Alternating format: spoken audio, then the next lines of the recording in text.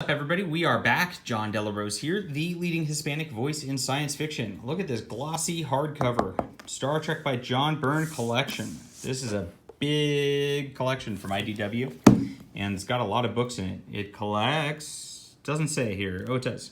Includes Alien Spotlight Romulans, which is a single issue, Assignment Earth, which is a series, Romulans Balance of Terror. Balance of Terror is an original Star Trek episode. We'll go over that in a sec. Romulans, The Hollow Crown Crew, which is a separate issue, or these are like miniseries, all of them. Romulan Schism and Leonard Mccoy, Frontier Doctor. Now, I picked this up on a whim just because I've been into John Byrne lately. I wanted to read more of his work. I know he's a big Star Trek fan, and so here we go. And here's a table of contents. This is about 480 pages long, so it's a huge collection, nice omnibus. And we get right into it with this Romulans. Now, I looked at this, and I was honestly dubious when I started this book. And I thought, you know what? I love John Byrne's art. I love his She-Hulk and Fantastic Four and Namor. And then I get into this, and I'm like, well, this is a bad example for the first 2 pages because it's fine. Beautiful Romulan ship right there. But you get into a lot of this, and you start turning the pages, and there's just a lot of talking going on. And I'm like, this is interesting. I don't think the figures look all that neat or detailed. I kind of blame the colorist on some level on this, but it just does not have that great feel like She-Hulk had. It feels almost like he rushed these a little more. I don't know how to really say that, but it's a lot of just standing around talking and not the best looking detail on the face. I guess they look real.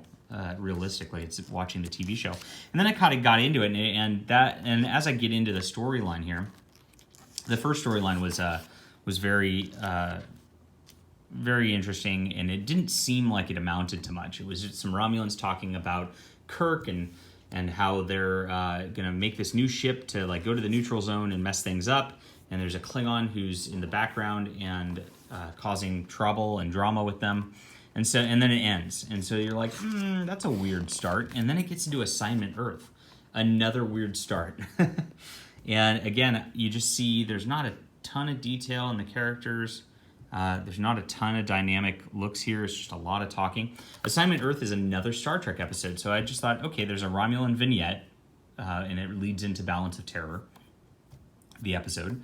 Then we get to Assignment Earth, and we see a part of Assignment Earth, which is a Star Trek episode where the crew goes back in time, and there's like 2 pages of Kirk and Spock, and then it goes into these characters, Gary Seven and this gal, gosh, who is she? I don't remember her name.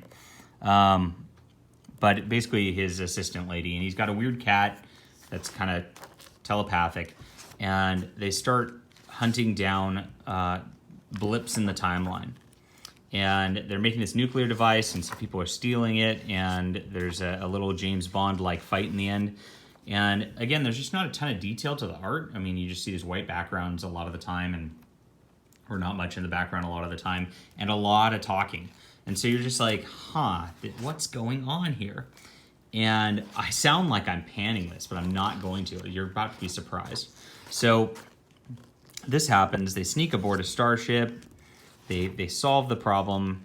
Then the next issue, these are like single issues just following this lady and this guy, and she likes this protester guy in the 60s, and they find out there's this whole problem going on, and it turns out they're cloning an army in the 60s, and of course they didn't have that technology then, so that's a violation of the timeline, so they have to put a stop to it.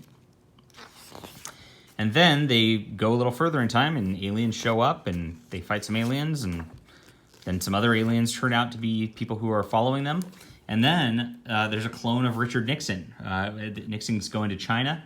And very interesting use of Nixon in this. I like that kind of thing historically.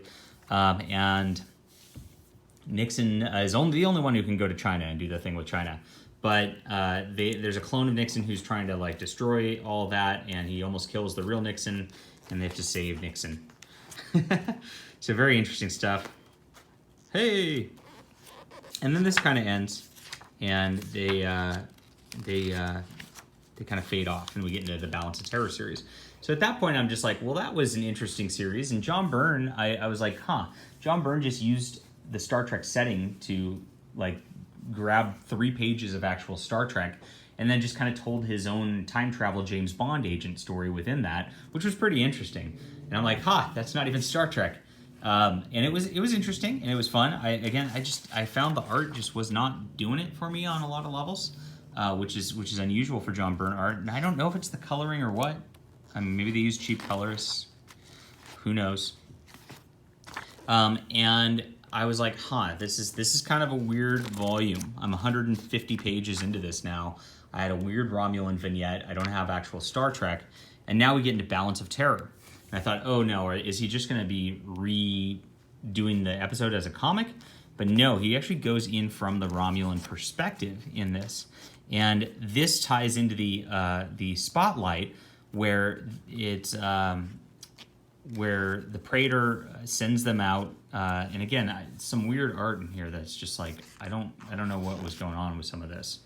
But the Praetor's going crazy. He's a madman. He wants power, and he is sending off this this dude to go die, and that happens. And then the dudes who died facing Kirk, his wife, it becomes like this resistance member in the Senate, and the Praetor's like ready to kill her, but the Klingons are like, hey, hold on, you can do better than this. And they actually, the Klingons, which are Kor and Koloth and tie into things, have these weird machinations in here, and he starts to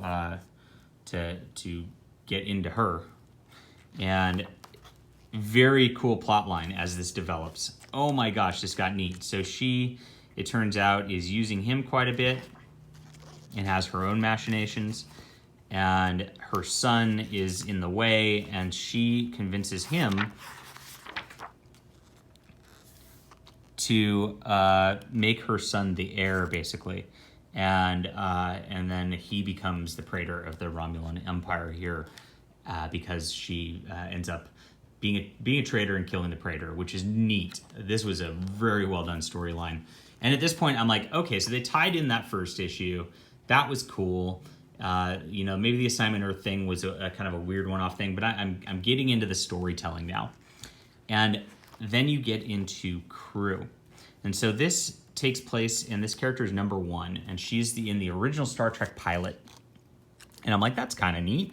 And you kind of follow her adventures from the Academy to how she gets to the Enterprise. And she starts on this like shakedown crew of the Enterprise, and this one gets into a little bit more action than some of the others. So I'm starting to like get a little more excited about this stuff.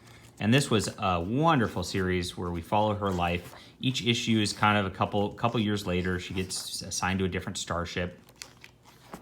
And this one, she has to rescue her starship or rescue her people, and boom, dynamic stuff. Then they go to this strange planet where there's these strange ghosts covering everyone and robots. And it turns out, is this the right one? Oh, nope. This is a Sleeper World one. So, and then she gets into this deal, and she actually gets back to the Enterprise at this point. And there's this whole fighting civilization that's built up, and they have to deal with this fighting civilization. Well, it turns out this fighting civilization was the clones from the Assignment Earth deal, and that ties into this and builds the story in that whole mytho universe bigger. So that wasn't a throwaway like I thought it was. It ties into this whole deal, and I'm at this point I'm so hooked, and I'm in on this. And I realized John Byrne set up this entire thing as like a bunch of mini epics that tie together and form one big storyline. And I am stoked. So we get number 1 in here, and she does her thing finally on the Enterprise. We get the little gimmick where they go to a world where it's all in white background. He did this in Avengers and in She-Hulk. I got to complain about this a little bit because he does this all the time. And I don't know if it's just to get away with not drawing backgrounds for a bit and catching up, but it is what it is. And they've got some disease, and they got to fix it. And this feels like this volume here with Crew really feels like Star Trek all the way around. I would have read a full ongoing series of that. That was so cool. I would like more of that. And then we get into Romulan Schism. And we get back to rebuilding this whole plot with the Klingons trying to manipulate the Romulan Empire. They're manipulating the Federation also. Number 1 is here now. She's a Commodore, and she's making this report about the Romulans, so that ties in with that. and builds there again.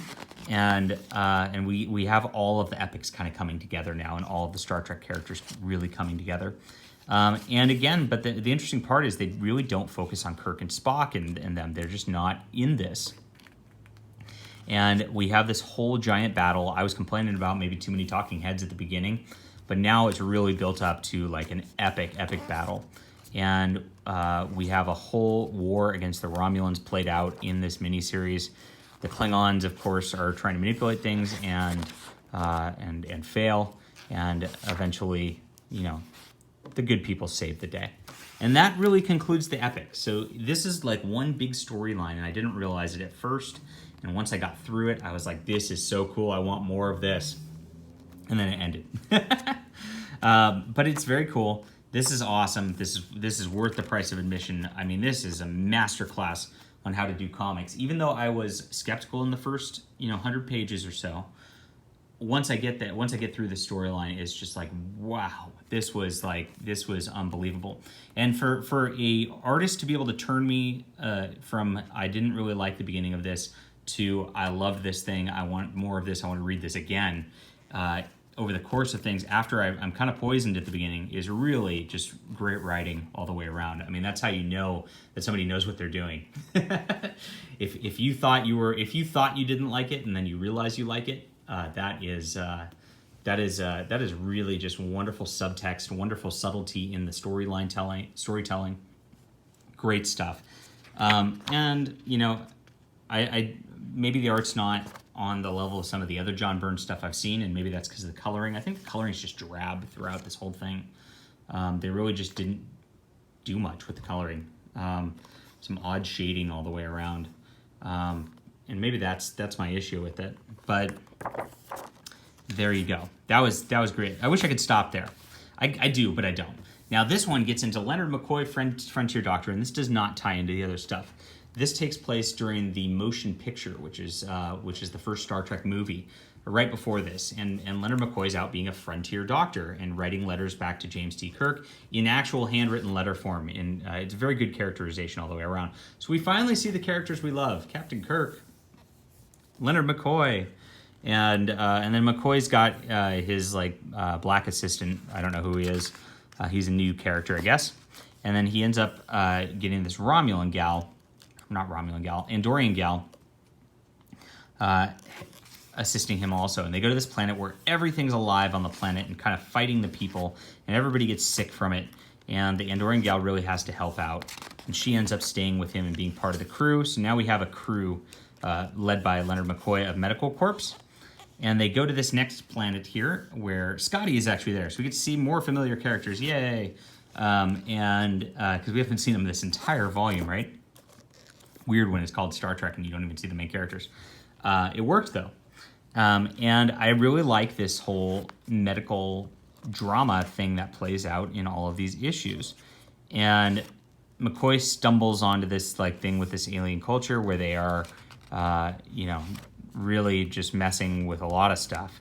And very cool looking aliens. It's a nice design. And they are perpetually smiling no matter what. And so even when they're angry, you can't tell because their faces always look like they're smiling. That's a neat little concept by Byrne. After the first one, which was the plant aliens, which are all alive, neat little concept again. Love it. And then we get into a third storyline with our friends here. And we get a return of Gary Seven and his little assistant, like in this time, as they are trying to handle this situation, and we learn a little bit about that. So it all ties in again. They all have their thing again, and we have one more issue left this time.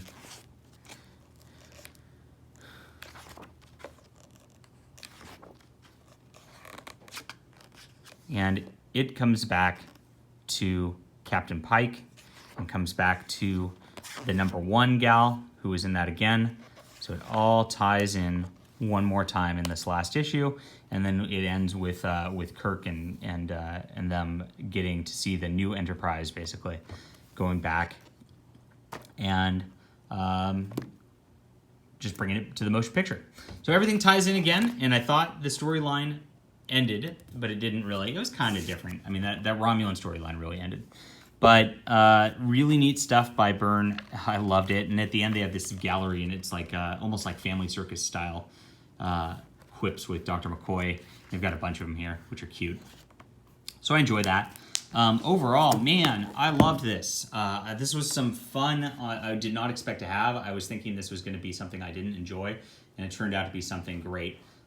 This is, I'm going to give it a 10 out of 10. I really loved this story, and that's what it comes down to. Even though I had some art quips and maybe some pacing quips at the beginning, it overcame everything because everything tied together so well. And these are all different miniseries, so you've got your own storylines going on within the miniseries that do their own thing, and yet they tie into this bigger universe that John Byrne creates right here. And I say he creates. I mean, it's the Star Trek universe, but he really did his own thing within it, and that is commendable and awesome. And I wish there was more stuff like this. So check it out. This is a big book. It's like $50, hardy, big, and very much worth the price of admission. Hit that like and subscribe button, everybody. I will be back soon. Talk to you later.